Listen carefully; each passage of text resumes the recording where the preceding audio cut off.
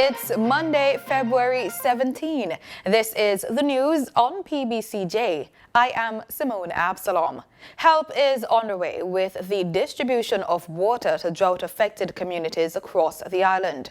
Local Government Minister Desmond McKenzie says the government is ramping up efforts to alleviate the issue, pointing to St. Elizabeth getting a brand new water truck by summer this year to assist with trucking water to needy communities. He is also warning private truckers to get certified and operate according to protocols. Minister McKenzie was speaking at a local government ministry town hall meeting on dengue prevention and disaster preparedness at the Everglades Centre in Black River, St. Elizabeth. Portmore and sections of St. Catherine are to be transformed into a smart city, and the Bernard Lodge Development Master Plan is the first phase in that step. This from Minister without portfolio in the Economic Growth and Job Creation Ministry, Darrell Vaz, speaking at a press conference at Jamaica House on Friday to present the Bernard Plan. This is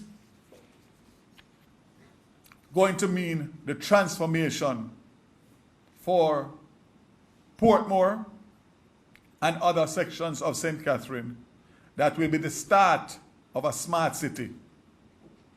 This media briefing will be the first of many during the execution of the development, which includes a robust community consultation and citizen awareness and education efforts. The plan will be swaths of agricultural land being repurposed for housing and other development, a move that has drawn criticism from some stakeholders, including South St. Catherine Member of Parliament Fitz Jackson. However, Minister Vaz also gave the assurance that none of the farmers or informal settlers on the Bernard Lodge lands will be forcibly removed.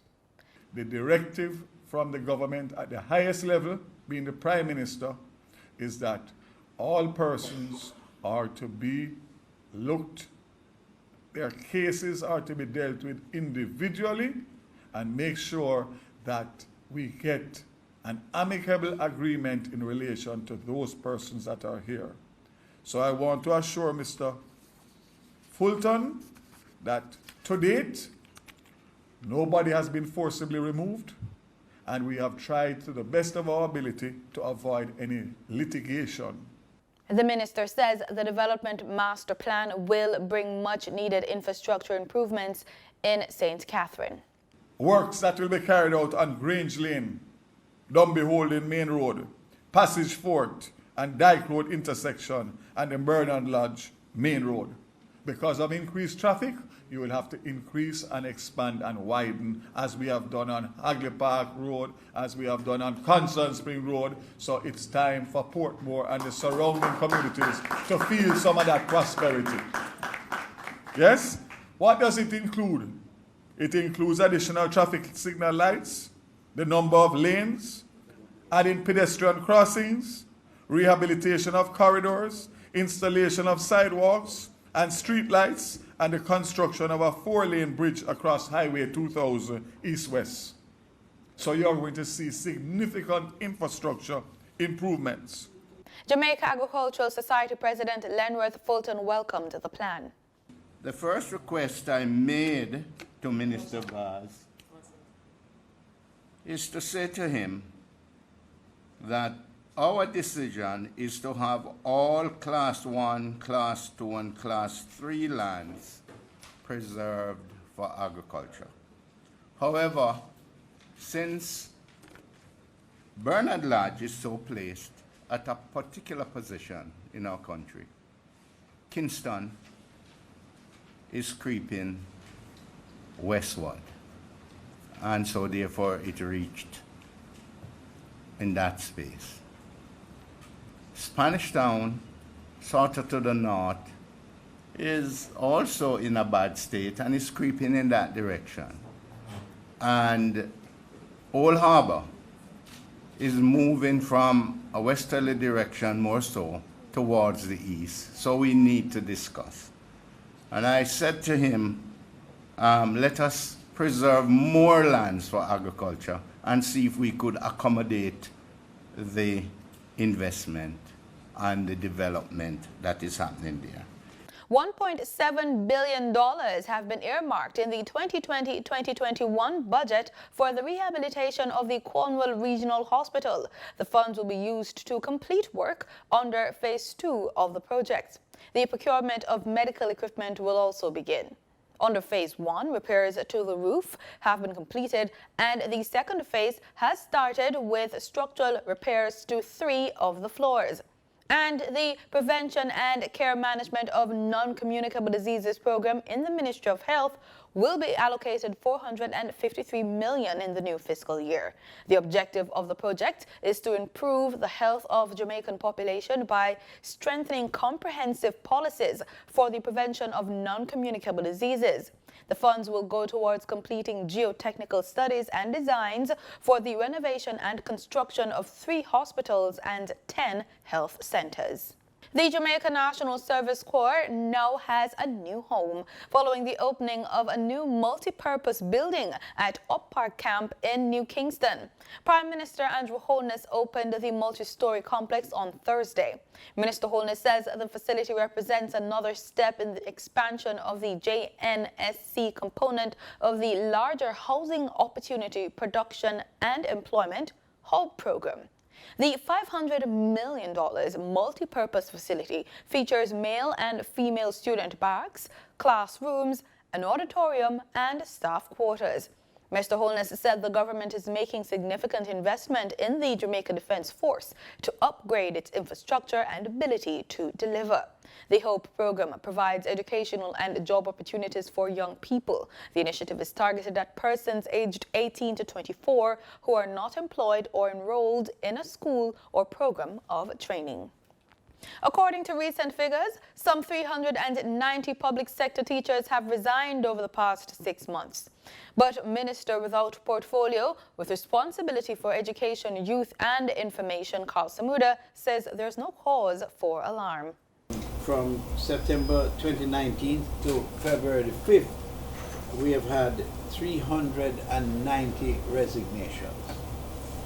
Now that on the face of it may seem very alarming, but when one considers that we have a total teaching population of just under 24,000, this amount comprises about 1.6%. So I just want to assure you that it has impacted on the ministry, but it is not at a level where we need to get alarmed. We would be alarmed if we're not monitoring it and we have not taken measures to correct it. Mr. Samuda said the Education Ministry has implemented various strategies to offset any shortage of teachers in the system. We have taken steps to correct the problems of this, the number of teachers who have left the system. One of them, of course, we announced sometime earlier, and that was the re-engagement of retired teachers, and 51 of those have been taken on board, re-engaged. We have also allowed for the engagement of final year student teachers in accredited institutions. Schools have redeployed staff and or increased their teaching sessions. Schools have chosen to merge smaller classes to reduce teacher demand. And there has been increased use of ICT through the videotaping of lessons. According to the minister, $70 million will also be provided in the budget for 2020-2021 for scholarships for teacher training. He was speaking at a media conference on Thursday. In an effort to beef up security in schools across the island, the Education Ministry will be engaging 400 safety and school monitors. Minister without portfolio with responsibility for education, youth and information, Kari gave the details at a press conference last Thursday. Approval was granted for 400 safety and security support officers to provide to schools through the HOPE program. These are HOPE-trained persons who will assist in these schools. They are to be deployed mainly at the primary level to assist in the administration of the safety and security programs. To date, 184 have been placed, and the others are to be placed by the end of February. And this is significant. We are presently recruiting safety and security officers for each region across the country. Security at schools was brought into sharp focus with the recent shooting death of a Vauxhall High School teacher on the school's grounds. President of the Jamaica Teachers Association, Owen Speed, had subsequently issued an ultimatum to the ministry to address the security concerns. But Minister Samuda says the government is committed to doing so. Remembering that in many instances our primary schools particularly never had, some of them, any fences. They were open. Those were the good old days when nobody would assault a school or cause any disruption to take place in a school compound. Today, things have changed, and now we have to go to ensuring the protection of not only the students, but the teachers who have to teach in these schools. And it is very challenging, and I want as minister, I've come to realize and appreciate the extent to which our teachers must have the full support of the country as they discharge their responsibilities by teaching our children. Because in many cases, some of them risk their lives in some environments that they have to engage in. And I've seen that for myself, as we saw at Vauxhall, just to name one. 20 schools have been identified to receive fencing under the ministry's infrastructure program this year. Just about $34.26 million will be spent to continue work under the Support for Sustainability of Education Sector Reform project for the upcoming fiscal year. Details are provided in the 2020-2021 estimates of expenditure now before the House of Representatives. The Ministry of Education, Youth and Information project aims to support the continued improvement in student performance by consolidating and improving coordination across the sector. The funds allocated for the new fiscal year will go towards developing a plan of action for the strengthening of partnership between the Early Childhood Commission, undertaking improvement of the internal quality assurance system for 10 teacher training institutions, conducting training workshops, and offering support for implementation of the Alternative Pathway for Secondary Education program. The Support for Sustainability of Education Sector Reform project was implemented in 2017 and, after an extension, is expected to conclude in December 2020. Prime Minister Andrew Holness says the government will be more reliant on technology to address road traffic breaches. Mr. Holness said that for the 2020-2021 financial year, the government will be incorporating new CCTV cameras under the Jamaica Eye program. He says these cameras will be equipped with sensors that can track license plate numbers and detect speeding. The program will roll out first in Kingston, with rural areas to follow. Once we have increased our ability to detect, we will increase our prosecution, and the increase of prosecution without any form of compromise, because that has also been a challenge for law enforcement. Once you break the law and you are detected, you will be prosecuted. Mr. Holness was speaking at the recent opening of the Jaguar Land Rover showroom in Kingston. Scientist Jesse James Clarke is the new People's National Party's standard bearer for the Trafalgar Division in St. Andrews South East. Clarke was presented at a constituency conference in St. Catherine East Central. Clarke's appointment as PNP standard bearer for the Trafalgar Division follows the decision of two-term councillor Kari to switch to the Jamaica Labour Party. The US dollar on Friday, February 14, ended trading at 142 Jamaican dollars, 31 cents, down by 27 cents. That's according to the Bank of Jamaica's daily exchange trading summary. The Canadian dollar is being traded at $107.92, down from $108.13, while the British pound sterling is being traded at $185.42, down from $186.31. In regional news, the ruling coalition in Guyana, the governing APNU AFC, launched its manifesto for the March 2, 2020 general and regional elections on Friday. We have more in this report from News Source Guyana. Labeled a plan for a stronger Guyana, the governing APNU and AFC coalition rolled out its manifesto this morning at a media launching. A public launching is set for this evening at the Stabroek Square. The 32-page document details the policies that the APNU and AFC intends to pursue if it is re-elected. It has broken up those policies into 9 different programs ranging from governance and education to economic and energy. Under its governance program, the APNU and AFC intends to continue the work of constitutional reform with countrywide consultations. The same governance theme will push for the eradication of financial corruption with the strengthening of investigating agencies like the State Assets Recovery Agency and the Special Organized Crime Units.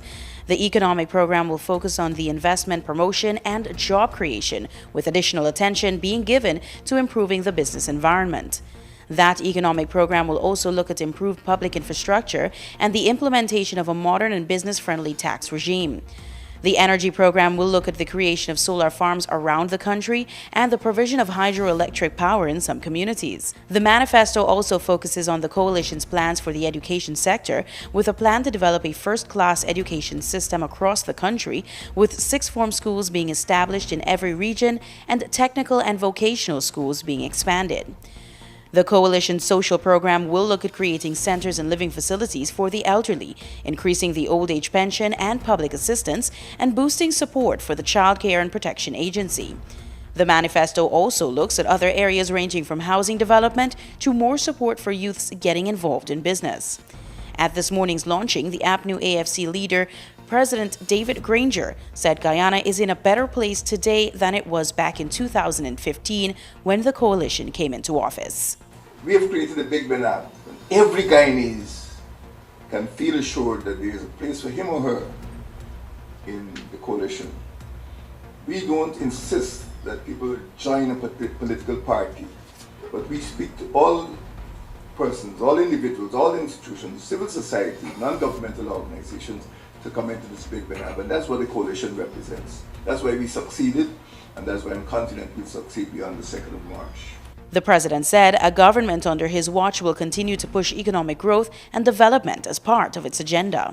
Time in Guyanese political history that 6 parties were able to form a coalition and succeed in running this country for nearly 5 years. The manifesto, he said, represents a blueprint that will ensure a good life for all under an APNU AFC administration. The Education Ministry in Trinidad and Tobago is warning against a new internet trend called the Jump Trip Challenge, which is being done in schools across the island. We get more from this TTT news report with Crystal Wilson. It seems to be the new trend, the Tripping Jump Challenge, also referred to as the Skull Breaker Challenge. In a release issued on Saturday, the Education Ministry is appealing to parents and teachers to advise students on the severe consequences of participation in this game. Jump Trip Challenge, which takes 3 individuals in a line attempting to jump, but the unsuspecting middle person is tripped, has already resulted in 1 student sustaining a broken arm here in Trinidad and Tobago. The ministry noted that involvement in this activity does not only have serious repercussions on the physical health of someone who is tripped, but as has happened in the United States of America, parents of injured children have sought legal redress. Parents and teachers are therefore being asked to quell any attempts to have this activity started among their children or charges with the relevant conversations with the use of supporting material that can be found online. The Education Ministry added that it understands how social media can be an agent for behavior change and hopes the chosen behaviors that would be mimicked are ones that help and not hurt peers or any other person. Minister of Education Anthony Garcia, on seeing the video that resulted in 1 student's injury, stated, "We have and continue to encourage students to play and spend time away from screens." The Ministry of Education indicated that ministry officials will be in contact with the school and family of the injured student, and Student Support Services Division will be making an intervention across schools to caution students on the dangers of many of these internet challenges that have been gaining popularity. Crystal Wilson, TTT News. In sports, the Japanese government will be hosting training camps for Jamaica's Olympic and Paralympic teams ahead of the 2020 Games in Tokyo. This was announced by Ambassador of Japan to Jamaica, Harumosa Yamakaze, at the National Day reception held recently at his residence in St. Andrew. The ambassador said the teams, including officials from the Jamaica Olympic Association, will be hosted by the Japanese city of Tottori Prefecture, which is the sister city of Westmoreland. A memorandum of understanding was signed in October 2015 for the twinning arrangement. Jamaica and West Indies cricketer Shane Thomas is recovering from a motor vehicle collision on Highway 2000. The PBCJ was not able to ascertain if the 22-year-old fast bowler was seriously injured after the Audi motor car he was driving overturned during the crash. Thomas was said to have been conscious and responsive while being transported to hospital. And that's the news. Thanks so much for watching PBCJ.